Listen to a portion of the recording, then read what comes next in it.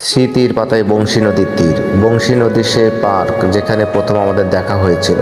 আজ আমার চোখে ভাসে যেদিন তুমি আমার সাথে দেখা করতে এসেছিলে, তোমার মিষ্টি হাতের রান্না করা খাবার এনেছিলে আমার জন্য। সেই স্বাদ আজও জিভে লেগে আছে। রিকশায় যখন আমরা ঘুরতে বের হতাম, কত কষ্টের কথা তুমি আমার সাথে ভাগ করে নিতে, আর আমি মুগ্ধ হয়ে শুনতাম। মনে আছে যখনই আমরা দেখা করতে যেতাম, বৃষ্টি নামতো, সেই বৃষ্টি ভেজা স্মৃতিগুলো আজও আমাকে নাড়া দেয়।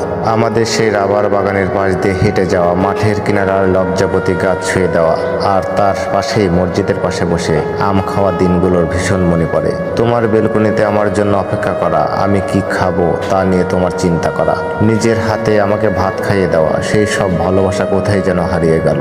পার্কের বেঞ্চে বসে সুখ দুঃখের গল্প করার দিনগুলো আজ শুধুই স্মৃতি।